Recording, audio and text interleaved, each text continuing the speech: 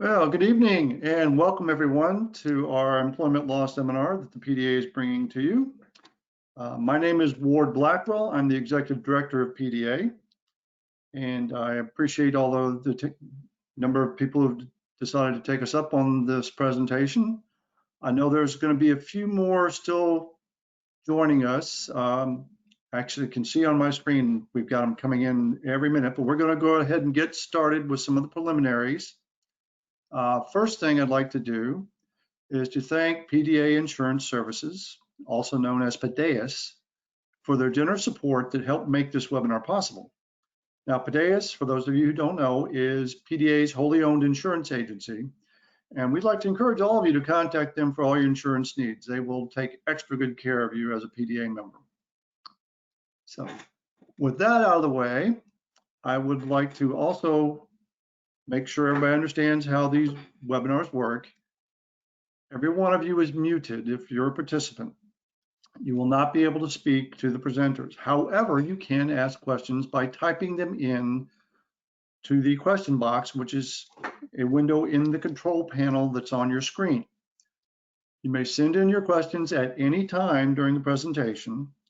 We will collect these and address them during the Q&A session, which will be at the end of today's webinar. So with that, all the basics out of the way, I would like to turn the program over to Bridget Montgomery from Eckert Seamans Law Firm. Bridget is counsel to PDA and has practiced law at Eckert Seamans for 25 years. She's a member of the firm's board of directors and provides clients with a wide range of business and litigation support. For PDA and its members, she's provided legal guidance and support on contracts, employment, healthcare, professional licensure, intellectual property, and many other areas. She earned her bachelor's degree at Penn State, her JD from Penn Law School, and she served as a federal law clerk in the United States District Court for the Middle District of Pennsylvania.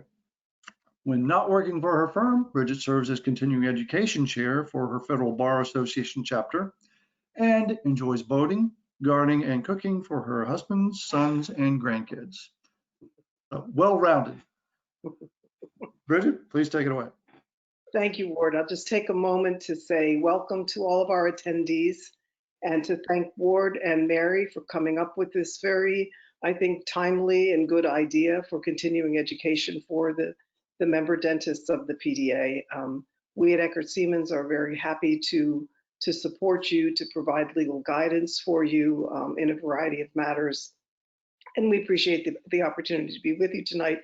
And I want to thank my partner, Bill Myers, who is going to be our main presenter tonight. And to introduce him, I'm going to turn this back to Ward. Yeah. Thank you very much, Bridget. Appreciate that. As Bridget mentioned, our presenter tonight is Bill Myers. Now, I'm going to rat on Bill just a little bit. The bio he gave us was mostly about his kids and their quite impressive resumes. So I actually looked him up on the Eckert Seamans website to see a little bit more about him. And after doing so, I kind of understand why he wanted to talk about his kids. Bill's been a labor and employment lawyer for over 3 decades. And he's got a resume that is incredibly impressive. He's represented virtually every kind of client in virtually every court on virtually every employment law issue. And we just don't have time to go through all of that. So, in deference to his judgment on that, I will say that he has been married for 42 years to his high school sweetheart, and his 4 children, in order from youngest to oldest, are a wrestler at York College, a Spanish teacher and world traveler living in Raleigh, North Carolina, an IT specialist in Pittsburgh who's a scuba diver, mountain climber, and skydiver, and a mother of 3 who lives on a military base in Georgia with her Army husband. Thank you for the service. Now, I would also be remiss if I did not mention that Bill's a Braves fan, but relax, he roots for the Pirates whenever they're playing each other. For that, I'll leave it to you, Bill. Take it away. Thank you, Ward, and thank you, Bridget and Mary. And thank you all for attending. We'll talk this evening about federal paid leave laws related to COVID-19. As you're probably aware, Congress passed a slew of laws this past spring to try to address the crisis that families, that Americans were facing in their businesses and in their homes. Among them are two very significant laws that require certain employers, and arguably including most or all dental offices, to grant paid leave for one of several reasons related to the coronavirus. I plan to talk about those two laws for maybe 45 minutes, and then I'll address your questions for the remainder of our time.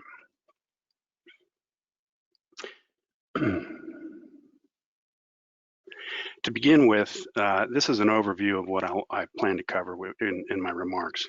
You can see there are 24 slides and 6 main topics that we'll cover in those slides.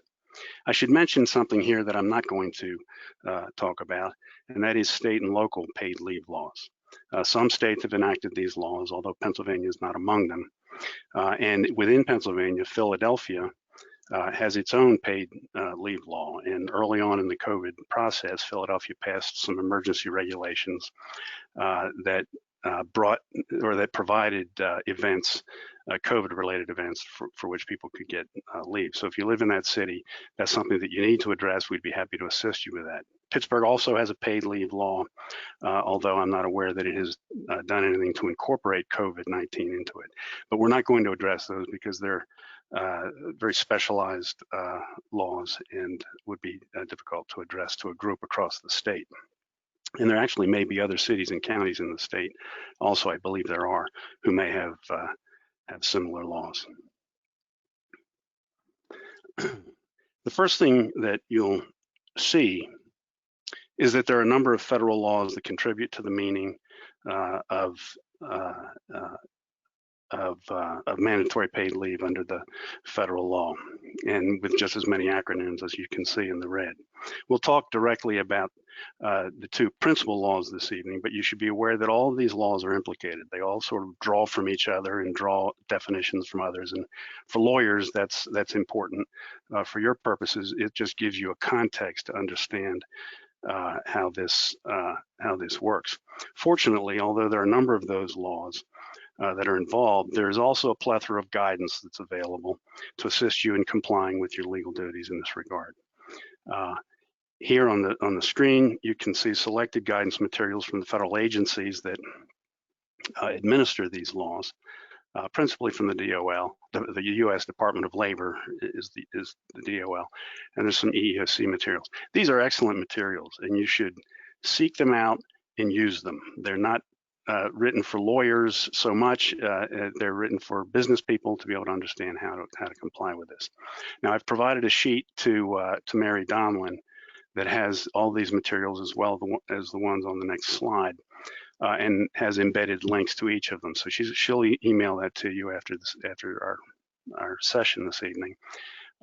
Take that and save it to your hard drive and use it. Click those links, and of course you can always call Bridget for us to give you assistance in wading through them. But they're excellent materials. The ADA, the American Dental Association, also provides guidance. And here you'll see the first item is the ADA Return to Work Interim Guidance Toolkit that you may have heard of.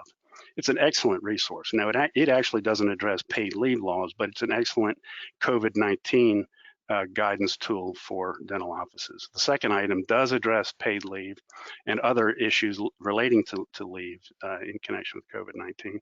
It's a 2-page legal size document, and it really provides very good guidance. They're also on the sheet that Mary will distribute, and they have embedded links, so you can just click on them and open them up.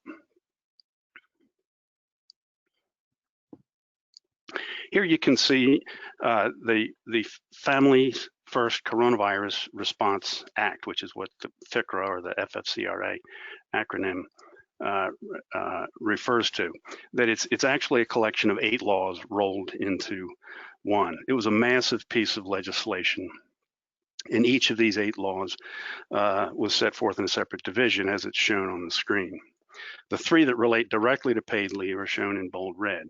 I lay all this out again so you can have a context to know how significant this legislation was in these steps. The first two red ones that we'll talk about is the Emergency Family and Medical Leave Expansion Act, or the EFMLEA. And you can get used to rolling that off your tongue if you say it enough times. The second one is the Emergency Paid Sick Leave Act, or the EPSLA.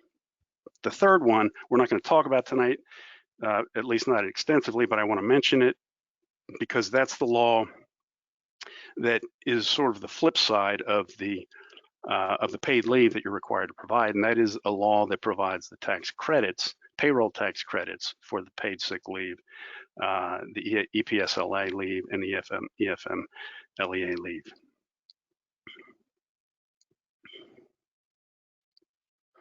It would really require a full morning or afternoon, or even a full day seminar, frankly, to delve into all the provisions or all the aspects of the FFCRA. But tonight, what I want to do is highlight what I think are the 6 key provisions for dental offices, and they're listed there on the screen. I'll go through each of them in the slides that follow, but this is what we'll cover in this portion of the presentation. First is the EFMLEA.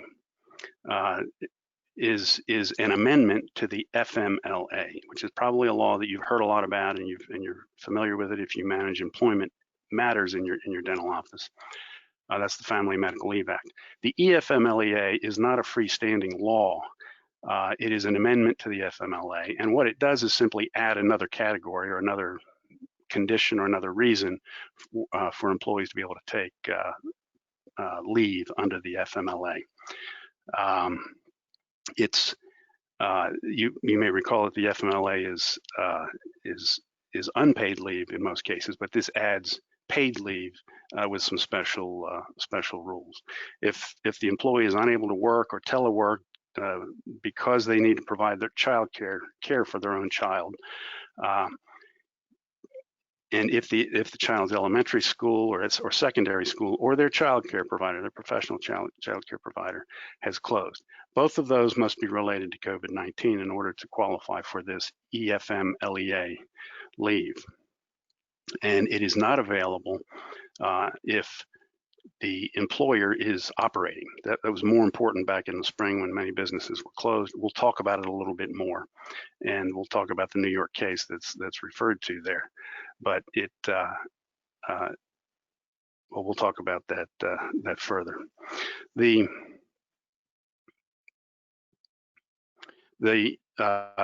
EPSLA, the Emergency Paid Sick Leave Act, also, this is a freestanding law. It's a new law that'll go on the books as a freestanding statute that provides paid sick leave under federal law, which is a whole new concept. And it provides 6 categories of situations or conditions when an employee is entitled to paid leave. When the employee is subject to a government quarantine order, if the employee has been advised by a healthcare provider to self-quarantine, if the employee has COVID-19 symptoms and is seeking a medical diagnosis of them, and so forth. The 5th one you'll see is caring for a child in circumstances similar to the EFMLEA. That's well, I'll get into that later. That's actually part of an overlay where these 2 laws really come together to end up providing paid leave for the full period of EFMLEA. But that's a category under the EPSLA that is identical to what the EFMLEA provides. The 6th item is really something that probably will not come up, but it's if an employee has any other substantially similar condition specified by HHS. But the Health and Human Services has not specified anything. Again, there are limitations and requirements for this leave, as with the EFMLEA, and we'll talk about those further below. But putting those aside, if an employee meets one of these 6 categories or circumstances, you're required to provide paid leave of absence for those employees.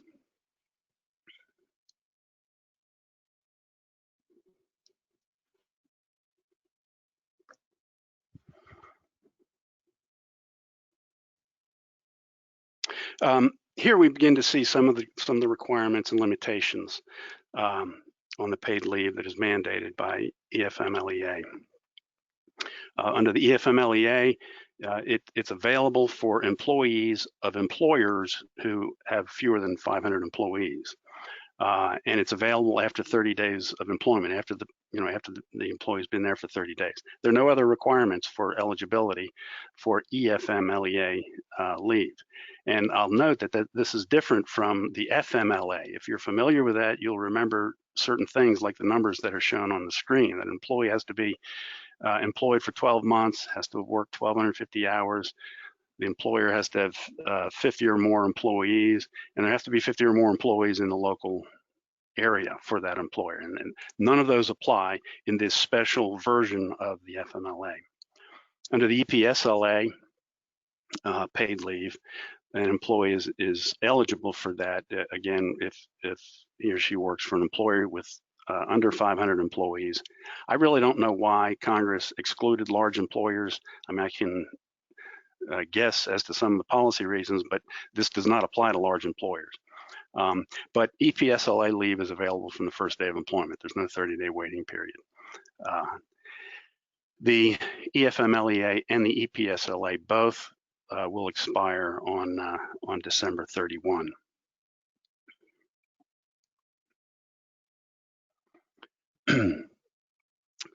The amount of the paid leave, EFMLEA can have the most significant impact on an employer because of the amount of leave that's provided under this amendment to the FMLA. You probably noticed that the events that give rise to EFMLEA also form one of the categories that we talked about, the fifth category 5 of paid sick leave under the EPSLA. However, the overlay of one law over the other, of the EPSLA over the EFMLEA, excuse me, results in the employee receiving 12 weeks of paid leave. The EFMLEA itself says you get 2 weeks of unpaid leave, 10 weeks of paid leave, but then when you put the EPSLA over top of that, the employee ends up with effectively 12 weeks of pay. There are good reasons for that, but they're all have to do with the technicalities of those laws, but that's how that works out as a practical matter.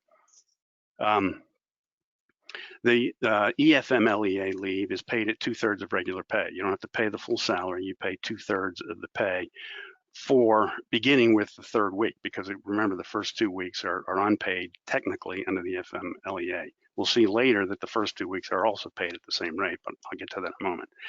However, the employees maxed out with these benefits at $200 per day and $10,000 per employee over the course of however long they have this leave. And this can get a little complicated, but I'll just mention it quickly. The amount, because this is an amendment to the FMLA, and the FMLA provides 12 weeks of leave, unpaid leave, for the other conditions that were already under that act. If an employee has already used FMLA leave before COVID came up, the employee has that much less EFMLEA leave available because it's really FMLA leave. I can't help but use all these different letters, but it is reduced by that, and by the same token, if the employee uses EFMLEA leave, his or her FMLA leave gets used up as well, and so it will not be available for other conditions. So that's the amount of leave under FMLEA. Under the EPSLA, paid sick leave, that pays out at 100% of the employee's regular salary or regular wages for categories 1, 2, and 3. You remember we looked at the 6 categories. For the first 3 categories, the paid leave is at 100%. For the 4th, 5th, and 6th categories, it's at 2/3 of regular pay. And again, this may seem unnecessarily complicated to do this, but one of the reasons to do it is because it meshes with the 5th category, meshes with the EFMLEA, so that it ends up everything being full 12 weeks is at 2/3. This is capped at just 2 weeks and 80 hours. You may have employees who have already exhausted their EPSLA leave in the past few months. So it maxes out at 2 weeks or at 80 hours, but for part-time employees, you use a 2-week period. It also maxes out at $200 per day, $2,000, like the EFMLEA, for categories 4, 5, and 6. However, that maximum goes up to $511 per day and $5,000 total for the other categories, the first three categories. So if you have to have paid leave, who pays for the paid leave? This sort of leave is daunting enough, but it would be overwhelming financially if employers had to bear the cost alone. Here you can see that you have to go out of pocket to begin with, but you can recoup most or all of your expenditure through payroll tax credits. However, it's important to note that the tax credits are available only for qualifying leave. And so in administering the leave to begin with, you need to be careful about what you're allowing the employee to take. You can be as generous as you wish, but the tax credits will only apply to leave that is actually qualifying under these statutes. And so it's important to be mindful of what you're doing, but also to keep very good records of what you're doing and why you're doing it, why you granted this leave, why you think it was qualifying under the law. The principal exemptions from the paid leave requirement are listed here on this slide. The biggest one for dental offices, of course, is the healthcare exemption. The healthcare exemption was invited in the statute by Congress, and then Congress left it up to the Department of Labor to issue regulations to sort of flesh it out. Well, the Department of Labor did that. And they gave a healthcare provider an expansive definition. And I won't spend a lot of time on it, but suffice it to say that it really does include a lawn care service or an English professor at a university that happens to have a medical school or a nursing school. And it's the most expansive definition that I've ever seen. But that's the definition of it. Consequently, a dental office, all of its employees definitely would be you could exercise this exemption for your employees. However, as I think I've alluded to, or I will shortly, that exemption, that definition has been challenged by a federal court, and so it's a bit not a bit, but it's in limbo at present, and we'll talk about how to address that limbo. But that's the healthcare exemption.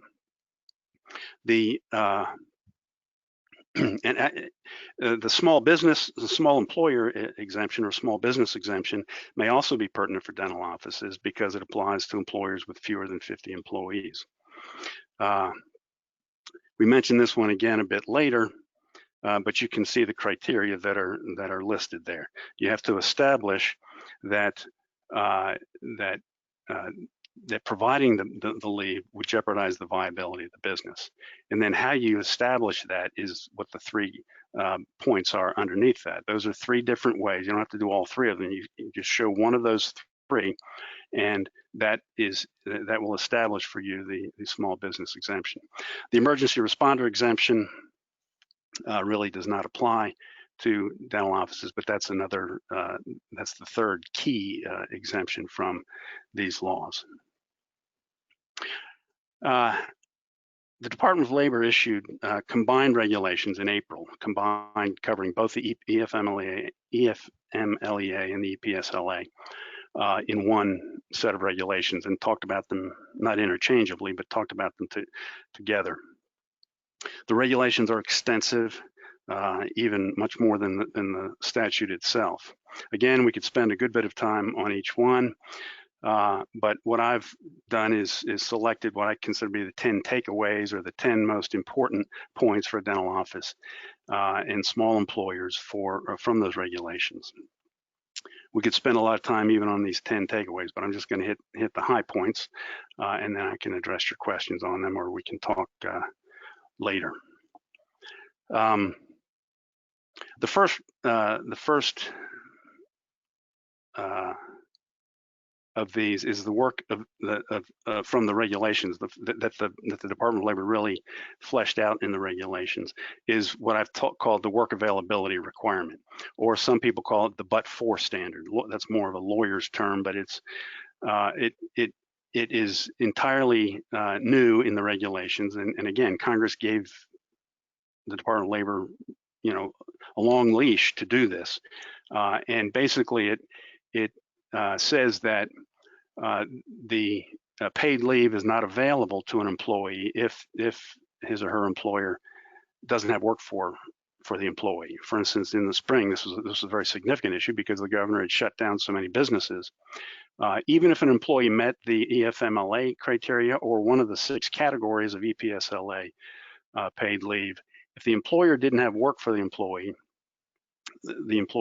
was not eligible for paid leave. And many employers used that,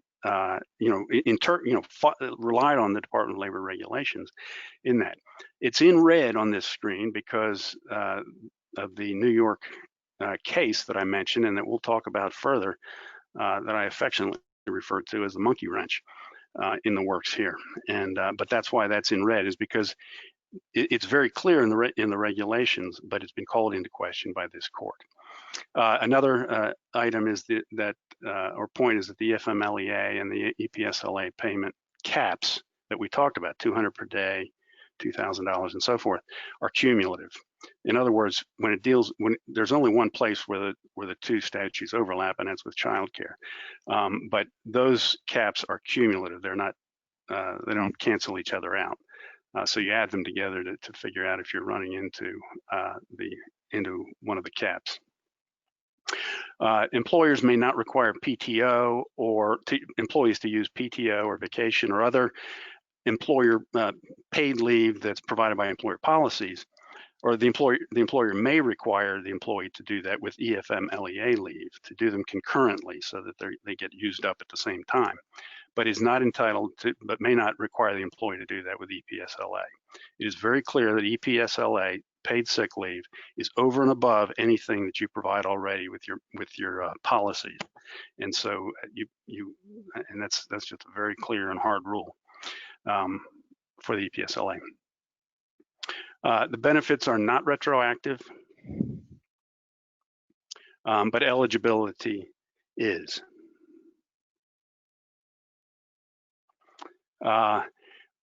What I mean by that is that if you had an employee who left your place of employment in March before this law became effective April 1, that employee is not entitled to, is not covered by this law, is not protected. The benefits are not retroactive, but eligibility is in that, and this is just a very narrow rule, but it's important to remember, if you hire that employee back, that employee becomes eligible for paid leave and conceivably for retroactively for some of these, but that only applies to an employee in March. It does who left in March, and not before that and not after that. We've talked about the exemption for healthcare providers. It is expansive, and it is entirely a function of the regulations, and I have that in red because it's been challenged. The small business exemption for childcare is self-determined. That's when we talked about jeopardizing the viability of your business. I say self-determined in that you don't have to apply for that exemption. You don't have to submit anything to the Department of Labor. As a matter of fact, the Department of Labor instructs employers, don't send us anything. That's something that you just make that determination in good faith on your own, and then sit and wait for somebody to challenge it, basically, is the way that works. Next, the regulations made intermittent leave, which you're probably familiar with under the FMLA. The regulations allow for intermittent leave with these required paid leave, but it's voluntary for employers. So in other words, if you don't want to allow intermittent paid leave, you don't have to. The reason for, employers can always allow more to employees, but the reason for this sort of odd provision is that it allows employers to allow intermittent leave, but because it's provided for in the regulations, it's qualifying leave. So you can do that and still get tax credits. That's the reason for that. But under the regulations, it is voluntary for you, so you don't have to allow it. Again, that's in red because that's something that's been challenged by this court. Employees must request and justify the leave, and this is important. And we'll talk about it a little bit later. But you're entitled to, you're permitted to inquire or to test employees or press employees as to the basis for their requesting leave to make sure that it's legitimate and that they are entitled to it. There are exceptions to return to work rights for small employers. We're not going to get into that a great deal, but it's for employers who have fewer than 25 employees.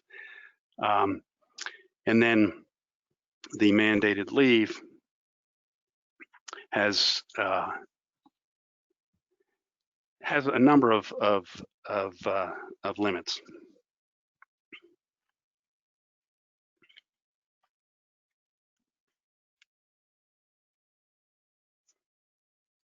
Among them, I think I mentioned already, is it's going to end on December 31. And there are other limits for, as I've said, for very small employers who are smaller than 25, that have to do with whether an employee has a right to sue. For instance, under the EFMLEA provision, if an employer is under 25, and employee doesn't have a private right of action, they can't file a lawsuit against you, as they can for other EFMLEA or EPSLA claims. They can file a complaint with the Department of Labor, and then the Department of Labor can take action. But there are limitations like that apply. And then there's some other important points under the regulations. For instance, when somebody's on paid leave, their health care benefits, you have to continue their health care benefits. You continue them on the same basis as when they were at work in terms of contributions and so forth, but health benefits must be continued. Here I mentioned another limitation, that small employers are not subject to private suits under the EFMLEA. That doesn't apply to the EPSLA, but it does there. I said this before, but I say it again, record keeping is important. It's how you get the payroll tax credits. So you need to think about the paid leave that you're granting, but also keep good records of what you granted, why you granted it, why it was eligible leave, and then it just makes it that much easier when it comes time to claiming the credits. The last item is not as important for dental offices, unless it's a conglomerate, a very large dental practice that has multiple locations, and you treat them all as separate employers. Under the EFMLEA and the EPSLA, all of those locations could be, and this is an individualized assessment to determine this, but they could be combined to make a single employer for purposes of some of these limits. And frankly, if it's huge, I don't know if there are dental offices that are this big, but if there's a dental practice that combining all of their locations, they would have more than 500 employees, they could actually exempt themselves out of the act altogether by doing that. It's an odd turn of events with that, but that's something that, I mean, that requires some individual analysis and legal advice to do that. Okay, the monkey wrench is this New York court case. It's the title of the case is New York versus the United States. Just 2 weeks after the Department of Labor issued the regulations that we just went through and talked about, the Attorney General of New York filed a lawsuit, of New York State, filed a lawsuit to challenge those regulations under the Administrative Procedure Act. And that's another law that comes into play here, but that's the law that governs how executive agencies create regulations. And the Attorney General of New York just said that the Department of Labor didn't follow that statute when it promulgated these regulations. They filed the lawsuit in federal district court in New York City, which is also, it's called the Southern District of New York, and that's part of the Second Circuit. Pennsylvania is not in the Second Circuit, and that'll come into play a little later when we talk about the reach of this decision in more detail. But in essence, the court decision, well, they filed this lawsuit about 2 weeks afterwards, and often in these kind of cases, it just becomes a battleground, and the parties just, it's a knockdown, drag out that takes a long time. But in this case, unusually, although I think it was good, the parties pretty quickly got down to brass tacks, and they determined what the issues were, and they asked the judge for an immediate decision, final decision, without getting into discovery and without having a trial. And the judge then, in fact, issued a decision on August 3, just 3 or 4 weeks ago. Some of the items that were decided by the court were anticipated by lawyers, including our firm. But the outcome of this case still is startling in its scope and its potential impact on employers. As you can see on the screen, the court invalidated or struck down 4 specific features in the regulations, and these are features that were highlighted in red when we talked about them. The first is the work availability or but-for rule, and this is a technical point in the case, but I think it may turn out to be important. And the regulations actually say that the but-for rule only applies to categories 1, 4, and 5. But in the case, the Department of Labor changed, it argued that it wasn't changing its position, but it took the position that it should also apply to all 6 of them, to also the categories 2, 3, and 6. I won't say any more about it, but that's an issue that I think is going to come back and be part of it. The court struck down the definition of the healthcare provider that I talked about, the expansive definition. The court just said there's no basis for that definition, and talked about what it should, what the source, not what the definition should be, but what the source of the definition should be. The court struck down the requirement that's in the regulations again, that for employer consent for intermittent leave, and we talked about that. And then there's another provision in the regulations we haven't talked about, and it's not really important as compared to the others, but there's a requirement that employees submit documentation before taking the leave, and the court said that's not an appropriate restriction.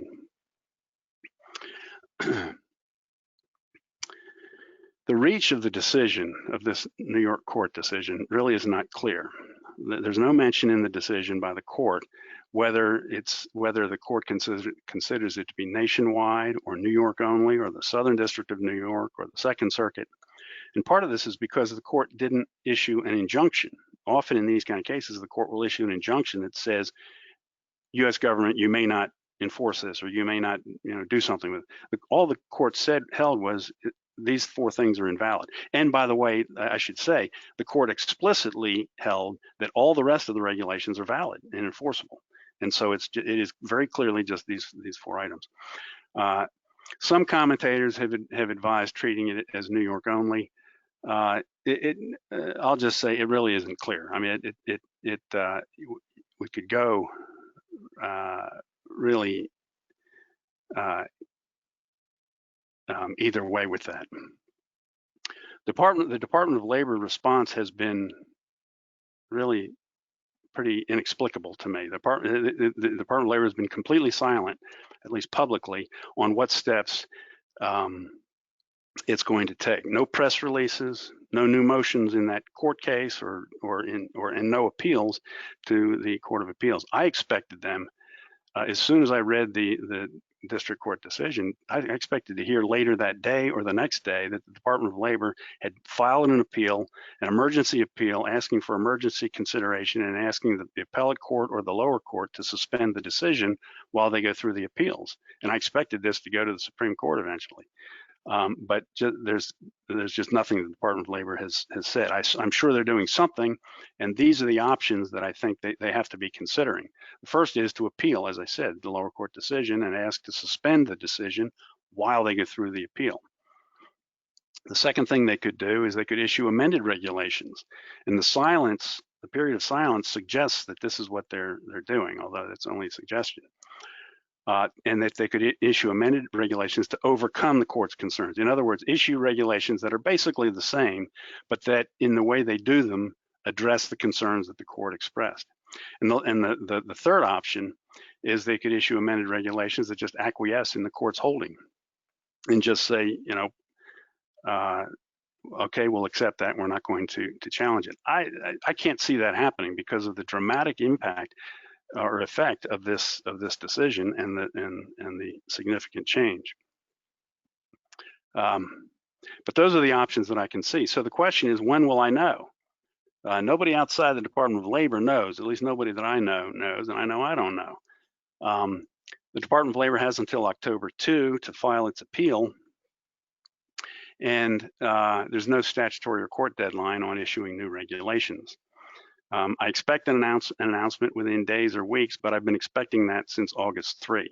And so I really don't know when we will know, except that it should be very shortly. I mean, I checked the Department of Labor's press releases this afternoon just to make sure they didn't issue something while I was getting my thoughts together for tonight.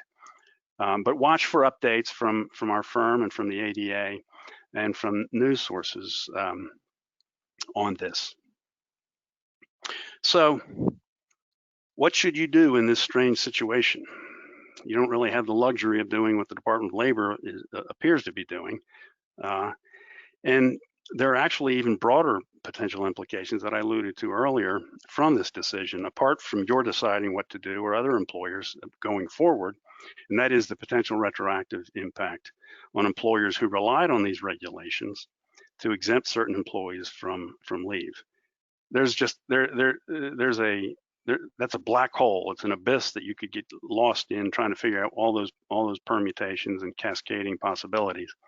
And I won't get into that, and I'm sure you're glad for that. But that is sitting out there that has nothing to do with what you do going forward. But in the day-to-day reality that you have to navigate, I would suggest a hierarchy of decisions to assess how much risk you want to take and how you want to approach your employees in these situations. And of course, we're happy to assist you with that. And it really is an individualized assessment. It takes into account many things that I won't get into here. But I would suggest this hierarchy of decision making, because I can tell you this is an unprecedented, in my 35 years of law practice, it's an unprecedented kind of situation. Or if it's not unprecedented, I've forgotten it. But this is the way that you have to make real decisions, and it's a way to do it. Will I take the healthcare exemption? That's the first thing for you to ask yourself. The healthcare exemption, I can say, likely applies to one extent or another for dental offices. But if you answer that question, say, yes, we're going to take the healthcare exemption, then the immediate question that follows is, who will get the healthcare exemption? Will it apply to dentists only, or will it include assistants, hygienists, office staff, and so forth? The ADA, in its guidance, suggests that this exemption will continue to apply to dentists, hygienists, and assistants, but that it may not apply to other office staff. And that's a generous assessment. I don't think it's wrong, and I don't disagree with it, but it's an optimistic assessment, which I think takes into account an expectation that something's going to happen with this court decision. It's either going to be reversed, or the Department of Labor will issue new regulations, or something like that. I can say that the New York court, in its decision, it implies, although it doesn't state, that this exemption applies only to dentists. Then ask yourself, will I claim the small business exemption? You have to be under 50 employees, and you have to show that it will jeopardize the viability of your business. And you can see there the three categories, if you will, for showing that it will jeopardize that. And as I said, it's a self-determined exemption. But ask that question, make your decision, and move forward with the next question, the next decision. Then, then ask, will I allow intermittent leave? Excuse me, please.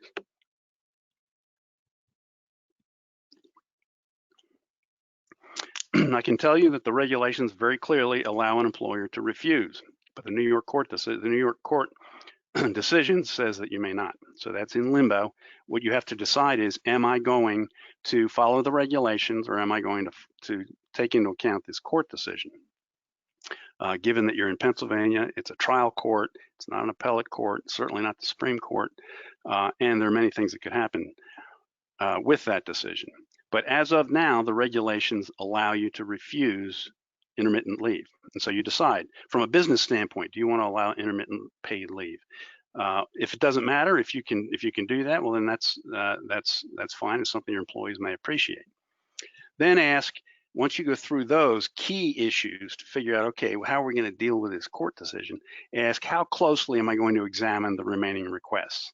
All the other people who asked for leave, who are already filtered out by the first decisions that you're going to make,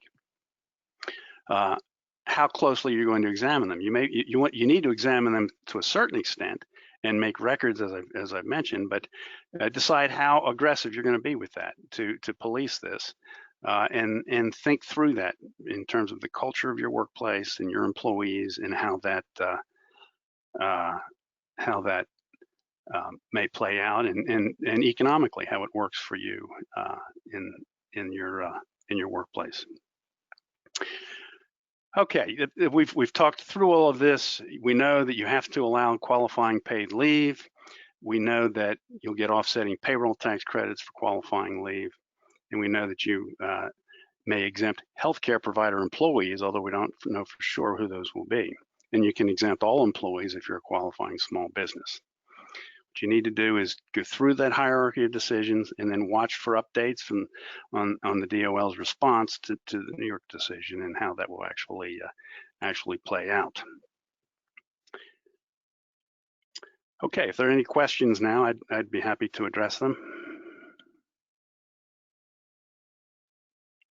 Bill, we do have one question that we received from Tamara Brady, who's an attendee tonight. And the question presented is, can you pay your employee at 100% for childcare issues? It seems ADP says it is a minimum of 2/3 and up to 100%. ADP, I assume meaning the payroll Yes. company? Yes, you may. You may do that. An employer certainly may be more generous than the law requires. The law requires the 2/3, but understand that that last third. I mean, you're not going to invalidate your tax credits, for that 2/3, but you will not be eligible for tax credits for that last third. Now, and I am not a tax lawyer, but I assume it still becomes a deduction, but it's not. You don't get the payroll tax credit that is available. If others have questions, I think you should see a question box on your screen where you can type in a question. It will come to me, and I will read it to Bill. I think we do have another one. We have this from Dr. Brian Kerr. As a healthcare provider, if the employee is exempt, do they qualify for PUA if staying home to care for a child?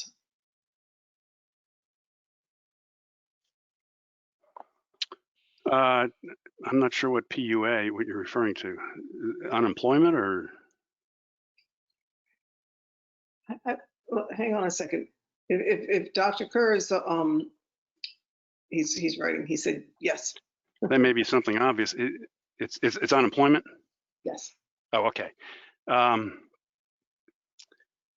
So, and I was trying to figure out PUA, and so I didn't quite catch the rest of it. But so if an employee stays home from work to care for a child, is that employee entitled to unemployment compensation? Is that I'll read it again just to make sure. Understanding this is about unemployment comp. As a healthcare provider, if the employee is exempt, do they qualify for unemployment comp if staying home to care for a child?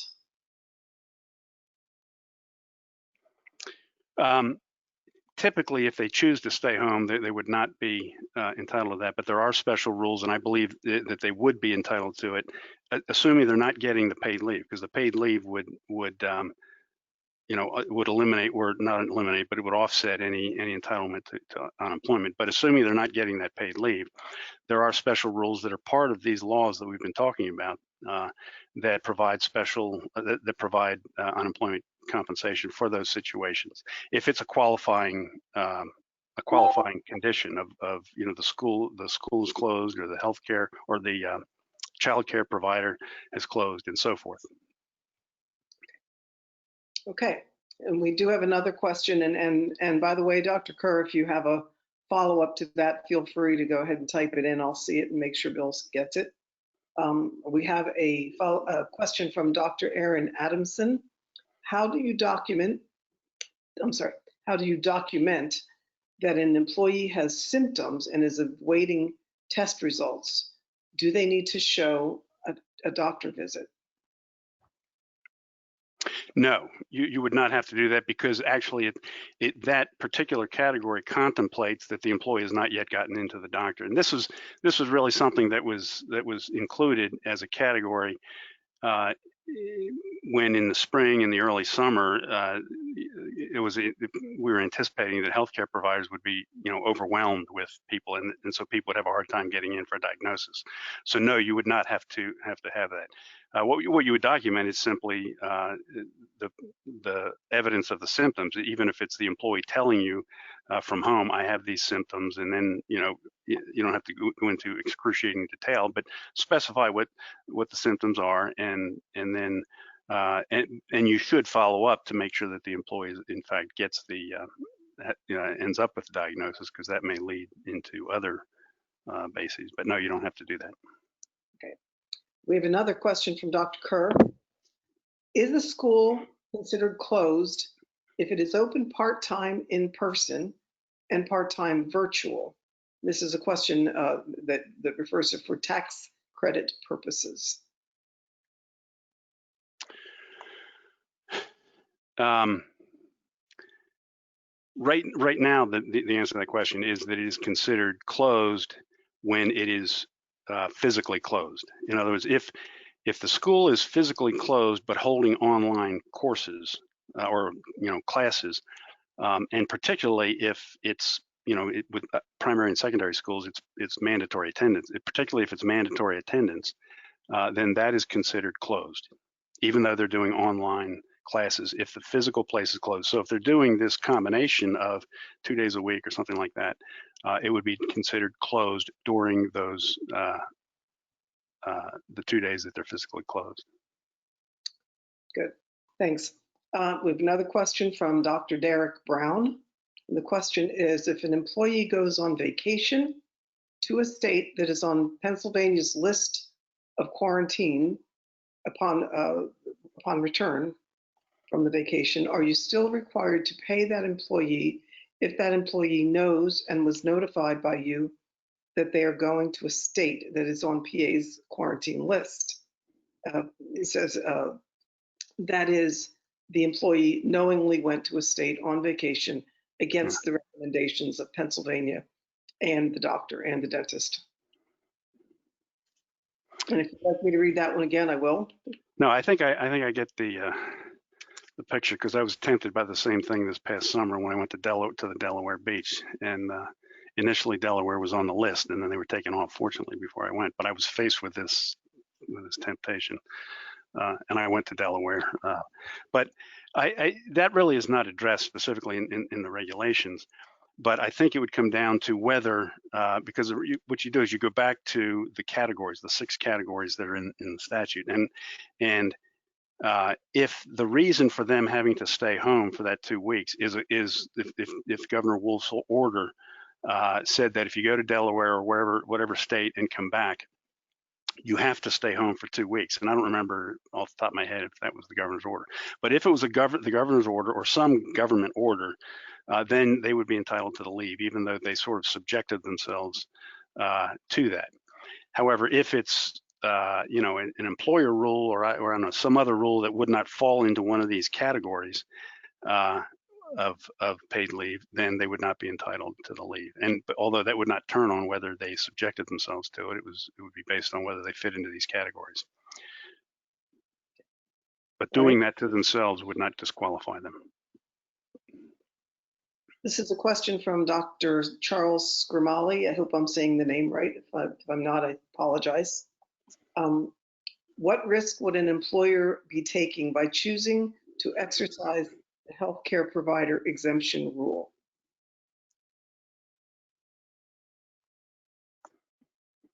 I'm smiling because I'm thinking about if I want to go to a casino tonight.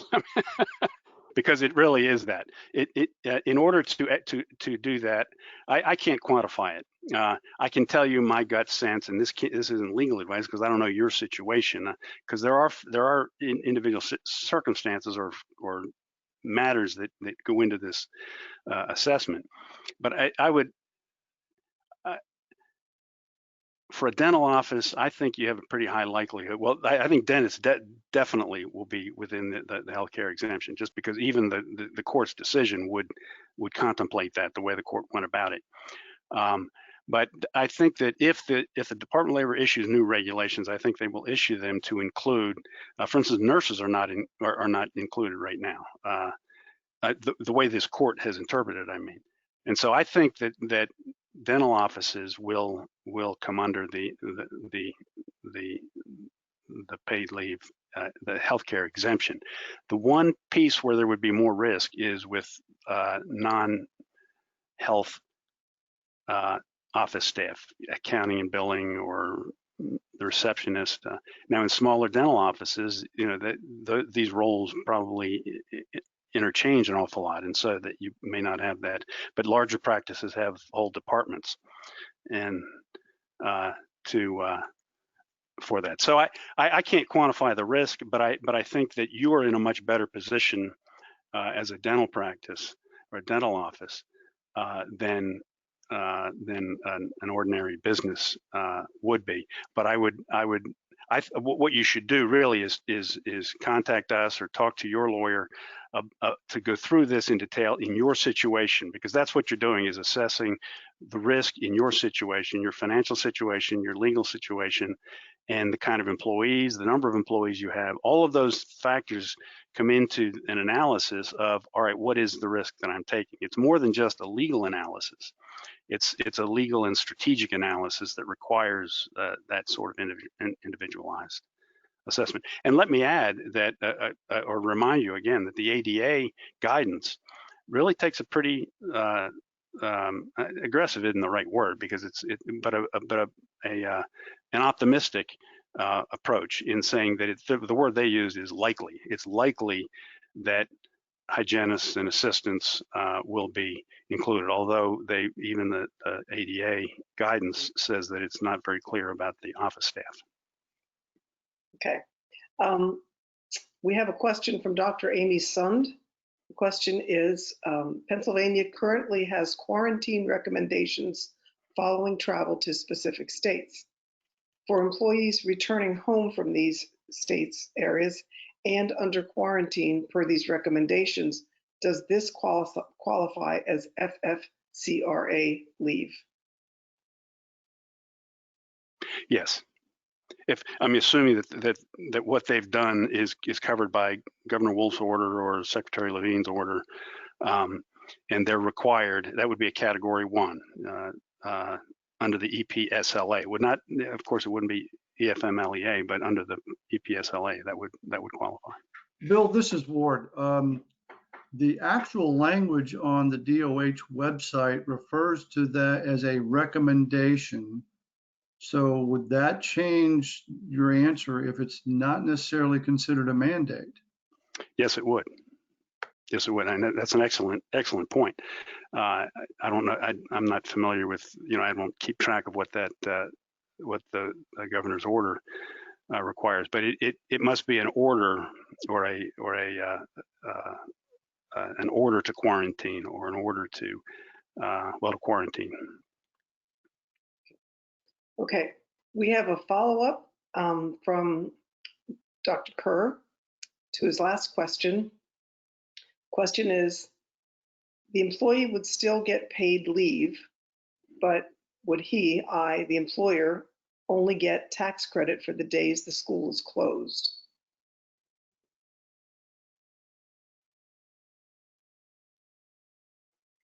Say the first part of that again. I think the answer is yes. That is a correct assessment. But say that again, just to. It was actually presented in more of a statement, so I'm going to say it exactly as Dr. Kerr wrote it. The employer would still get paid leave, but employer, Dr. Kerr, will only get tax credit for the days the school is closed. Is that right? Yes, unless there may be some other factor that or condition under which the employee would qualify. But if that is the basis for the exemption, is the school closing, then yes, that is correct. All right, and from Dr. Meredith Sloan, we have this question. Does closure for COVID quarantine for 2 weeks classify for paid leave? That's the first part of the question. And I think I'll wait to ask for the second part of the question. Ask the second part of the question. Okay. And I take by closure that she means closing the office, closing the office down. And that's this work availability question. And the regulations would say they are not entitled to paid leave for that period of time for any of the qualifying, if they, regardless of whether they meet any of the qualifying requirements, if the business is closed or the practice is closed, they're not entitled to that leave. The federal court in New York, however, has said baloney, they're entitled to that leave. So that's one of the ones that's in limbo at this time, and in limbo in terms of what's going to happen with the actual decision, as well as in limbo as to whether it applies to people in Pennsylvania. And then the second part of the question is, if it does, what happens if the office has to close again for quarantine? The same thing. It would, the employees would not be entitled to it. And if you have, let's say you close in July, you open for 2 weeks in August, you close again August 15, and when you reopened, you had some employees who took paid leave because they qualified for some, one of those criteria. When you close the office again, they would become ineligible for continued paid leave. Listen, the timing is good. That's our last question. And it is 8:03, and we had scheduled our seminar from 7 to 8 p.m.